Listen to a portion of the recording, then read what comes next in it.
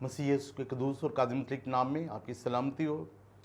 میرے عزیزو، آج شالوم ٹی وی پر ہم نے بہت ہی زبردست خدا کے خادم جن کا نام شہزاد اٹفال ہے اور ایف سی کالج سے آئے ہیں ہمارے درمیان، اور فرسٹ ٹائم ہے آج ہمارے اسٹوڈیو میں آئے ہیں۔ خدا نے اپنے بندہ کو بڑی خوبصورت آواز اور بڑے پرکشش میسج خدا کا کلام سناتے ہیں اور جن سے روح تازہ ہوتی ہے، اور میں نے چاہا کہ آج ہمارے اسٹوڈیو میں آئیں اور خدا ان کی آواز کو آپ تک پہنچائیں۔ تو جب آپ کلام سنیں گے تو یقیناً خدا ان کے کلام سے آپ برکت پائیں۔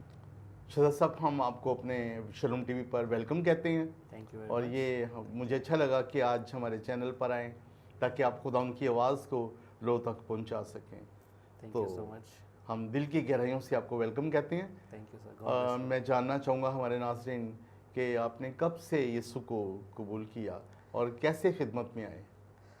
سر، یہ خدا کا بہت فضل ہے۔ میں سمجھتا ہوں کہ میں نے نہیں، خدا نے مجھے چنا۔ ہاللیلویا۔ یوحنا میں جیسا لکھا ہے، ہم بے وجود تھے، ہم حقیر تھے، گناہگار تھے، لیکن خدا کا فضل ہم پر ہوا کہ خدا نے اپنے پیارے بیٹے یسوع کو بھیجا، جس نے ہمیں چن لیا اور انمول بنا دیا۔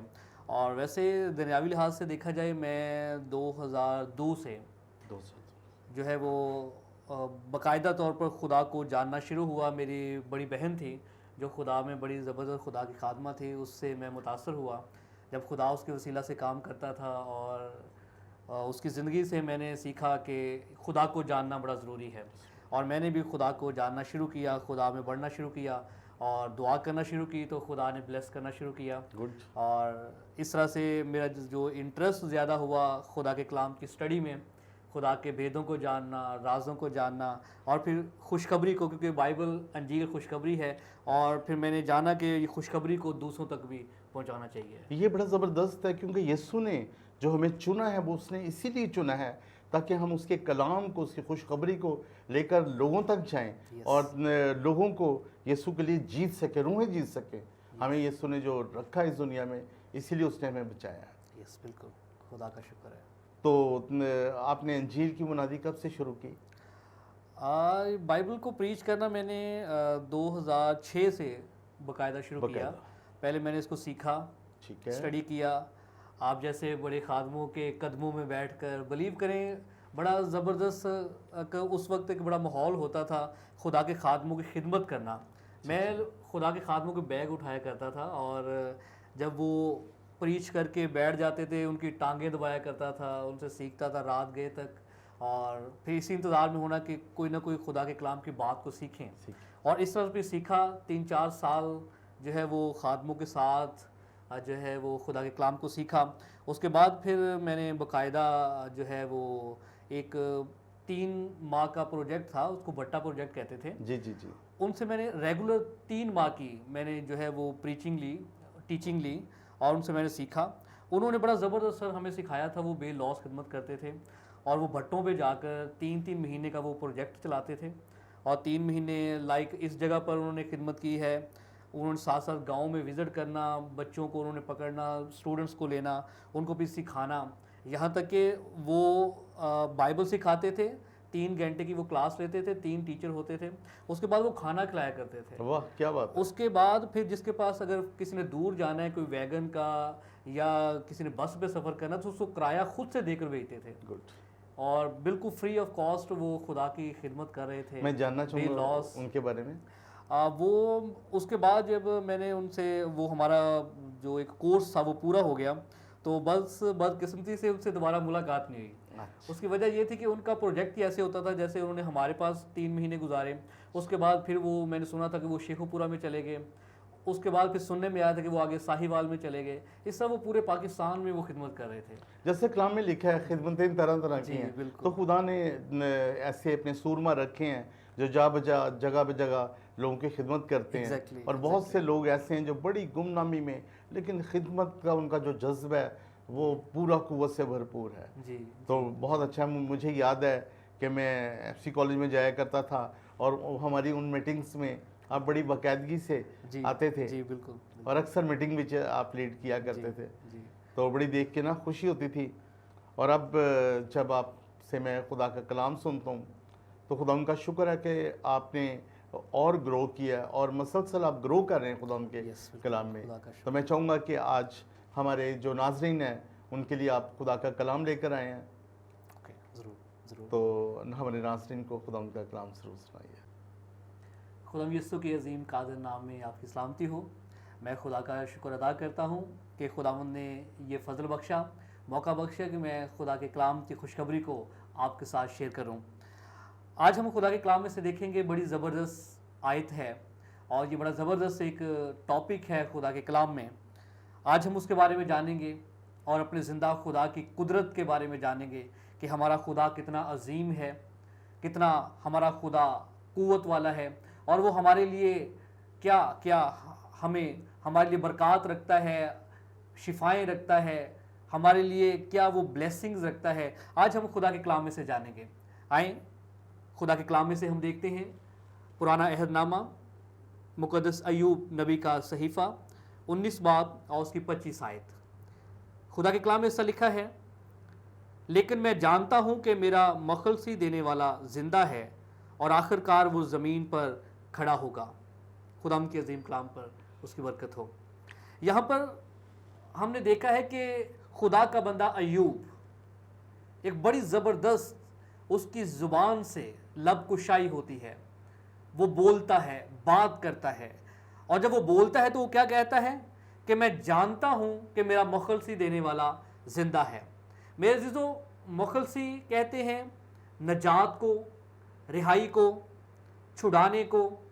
اور ایوب جب کہ بڑی مشکل کے اندر ہے، پریشانی کے اندر ہے، تکلیف کے اندر ہے، اپنا سب کچھ وہ کھو چکا ہے.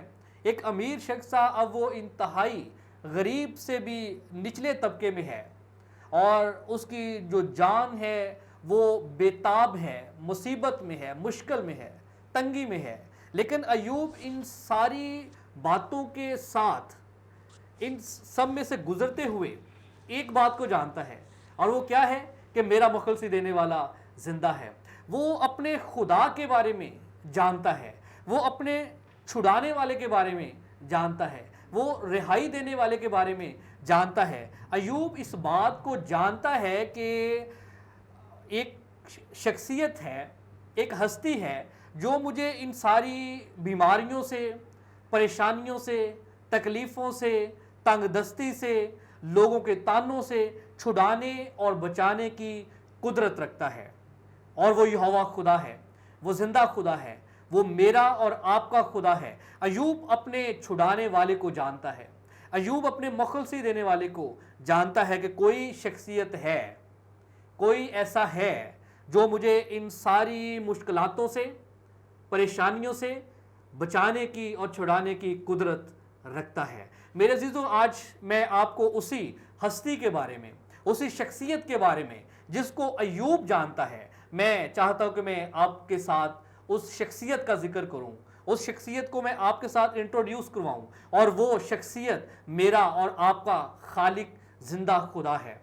وہ نجات دینے والا ہے، وہ زندگی دینے والا ہے، وہ مخلصی دینے والا ہے. وہی الفا اور اومیگا ہے، وہی ابتدا ہے اور وہی انتہا ہے، وہی اول ہے، وہی آخر ہے. اسی کے بارے میں ابراہیم نے کہا یہوہ یری.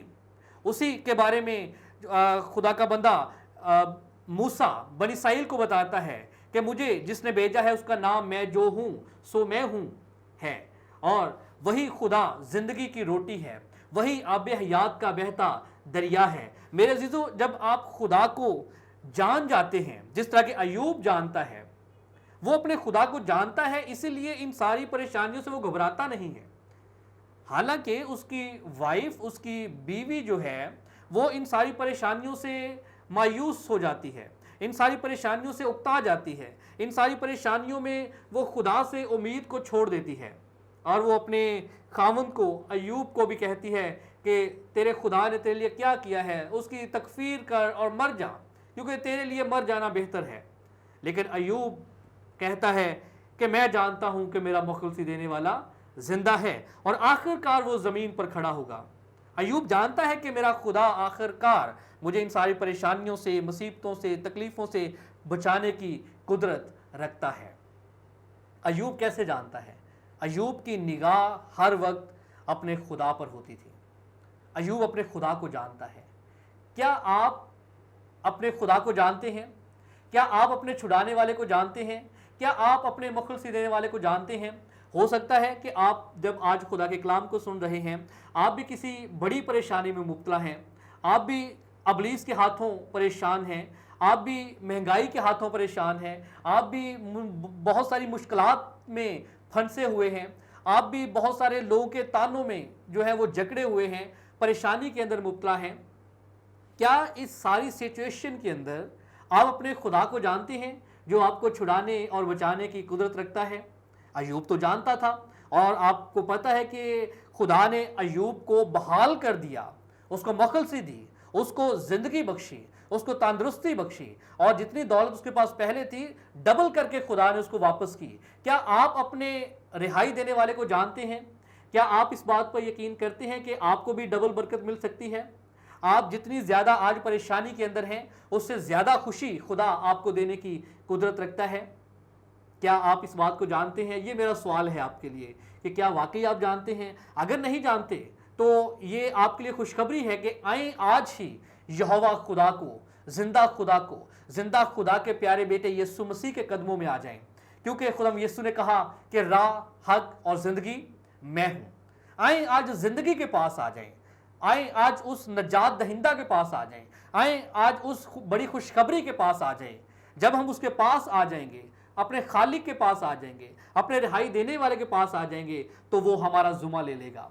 वो कहता है कि अपनी सारी फिक्र मुझ पर डाल दे, क्योंकि मुझे तेरी फिक्र है, मुझे तेरा ख्याल है। आए आज उसके पास चले जिसको हमारा ख्याल है।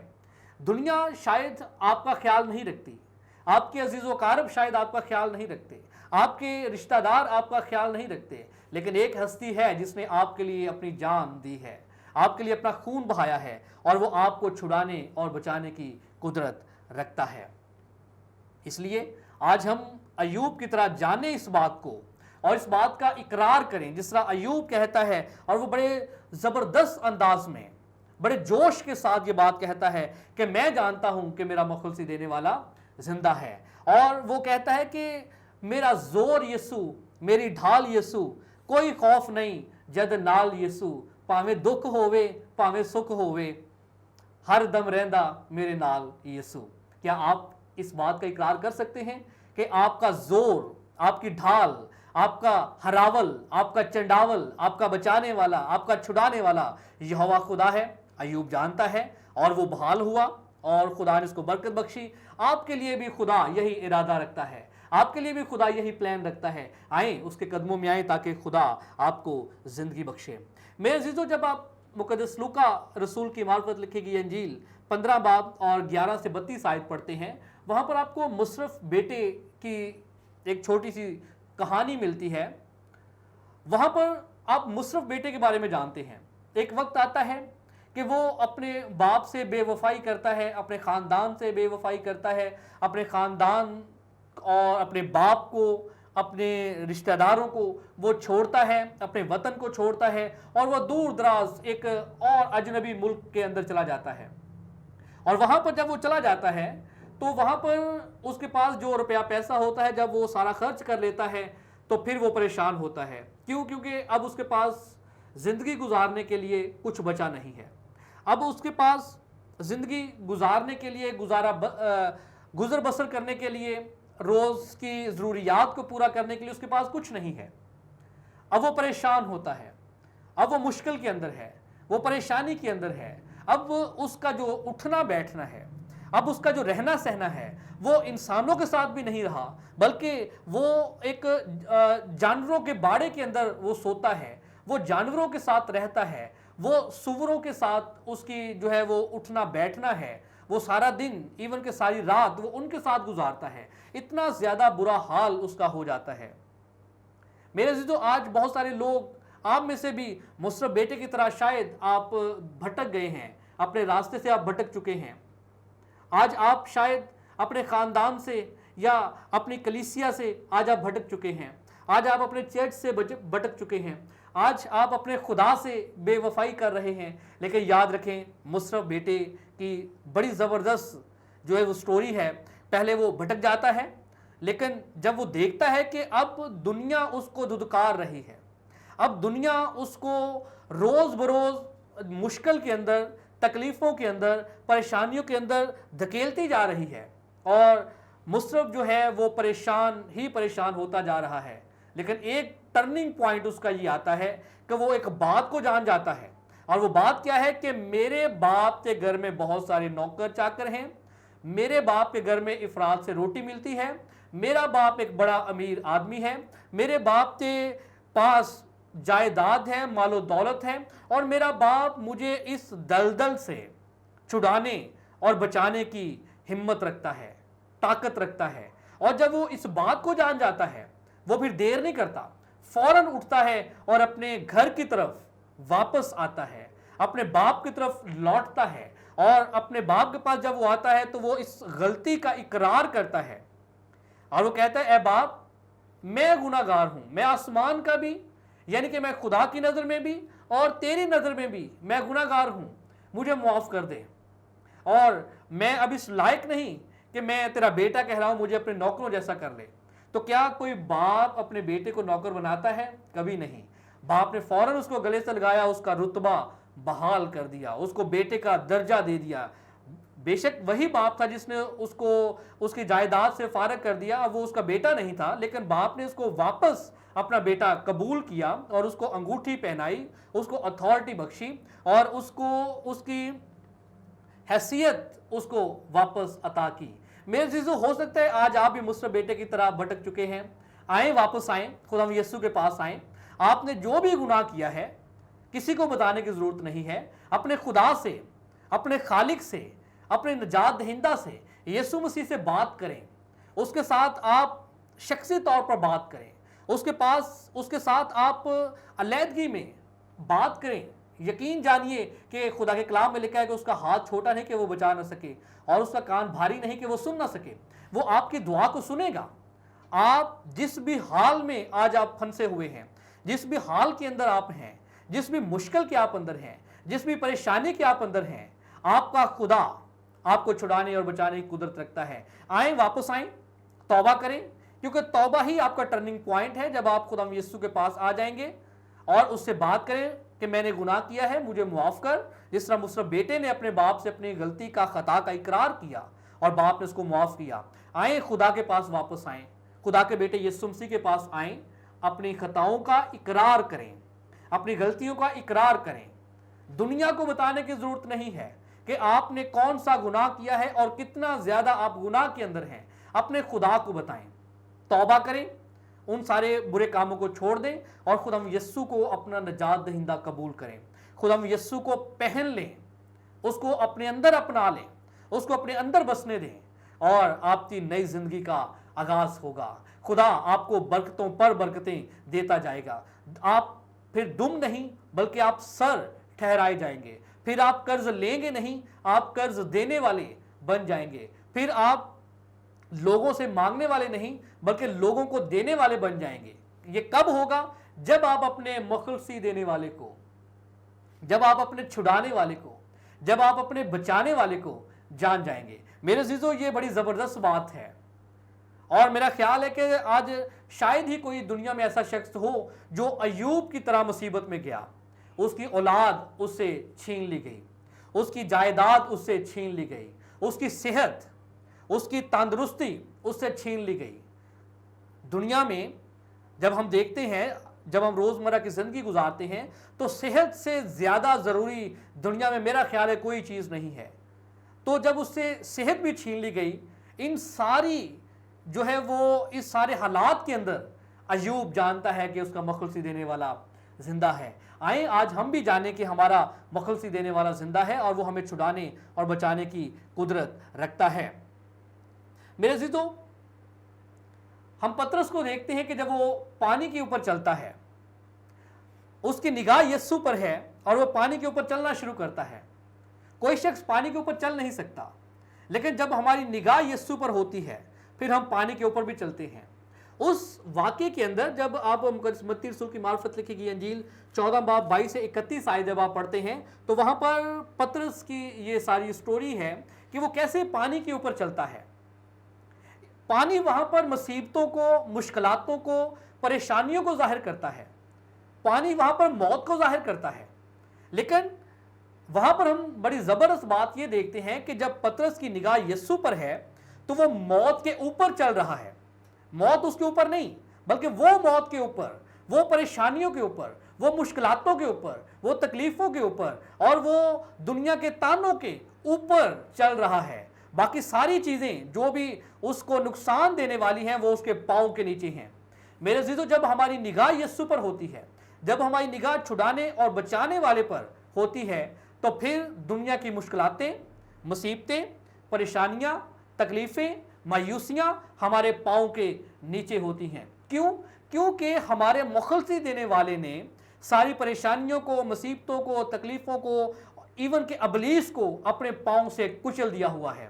آج ہم اتھارٹی والے لوگ ہیں، آج ہم اختیار رکھتے ہیں کہ ہم بھی جس طرح ہمارے نجات دہندہ نے کیا ہم بھی کر سکتے ہیں۔ پطرس کی نگاہ جب تک یسوع پر تھی وہ ان سارے حالات کے اوپر چل رہا ہے جو بھی اس کو نقصان دینے والے حالات ہیں، لیکن جیسے ہی وہ لہروں کو دیکھتا ہے، اپنی نگاہ یسوع سے ہٹاتا ہے، وہ اسی بھور کے اندر، وہ اسی جو ہے وہ سچویشن کے اندر جس کے اوپر وہ چل رہا ہے، اب اسی کے اندر وہ دسنا شروع ہوتا ہے۔ لیکن بڑی زبردست بات یہ ہے کہ وہ اس مصیبت کے اندر، پریشانی کے اندر، موت کے منہ میں جاتے ہوئے بھی جانتا ہے کہ اس کا چھڑانے والا زندہ ہے، اور وہ با آواز، بلند آواز سے پکارتا ہے، اے یسوع مجھے بچا، اے خداوند مجھے بچا۔ اور جب اس کے منہ سے یہ لفظ نکلتا ہے تو میرا اور آپ کا خدا جو قدرت والا خدا ہے وہ آسمان سے اپنا ہاتھ بڑھا کر آپ کو بچا لیتا ہے۔ اس نے اپنا ہاتھ بڑھایا اور پطرس کو پانی سے نکال لیا، مصیبتوں سے، موت کے منہ سے نکال لیا۔ وہی خدا آپ کو چھڑانے اور بچانے کی قدرت رکھتا ہے۔ اسی خدا کی خوشخبری میں آپ کے ساتھ آج شیئر کر رہا ہوں کہ آپ جتنی بڑی مشکل کے اندر ہیں، جتنے بڑے آپ مسائل کے اندر ہیں، خدا آپ کو چھڑانے اور بچانے کی قدرت رکھتا ہے۔ دنیا کے معبود محض بت ہیں جو نہ دیکھتے ہیں، نہ چلتے ہیں، نہ سنتے ہیں۔ دنیا میں کسی بھی جگہ پر آپ چلے جائیں آپ کو مشکلات کا سامنا کرنا پڑے گا۔ واحد خدا یسوع کا گھر یا خدا یسوع ایک ایسی ہستی ہے، چرچ ایک ایسی جگہ ہے، جب آپ وہاں پر آ جاتے ہیں آپ زندگی پاتے ہیں، آپ نجات پاتے ہیں، آپ مخلصی پاتے ہیں اور آپ بچائے جاتے ہیں۔ میرے عزیزو، ایک اور زبردست خدا کے کلام میں ریفرنس ہے، میں چاہتا ہوں کہ میں وہ بھی آپ کے ساتھ شیئر کروں۔ رسولوں کے اعمال جب آپ پڑھتے ہیں تو وہاں پر پالوس اور سلاس کا ذکر ہے، وہ خدا یسوع کی خوشخبری جگہ بجگہ سنا رہے ہیں۔ ایک ایسا وقت آتا ہے کہ ان کو قید خانہ میں ڈال دیا جاتا ہے۔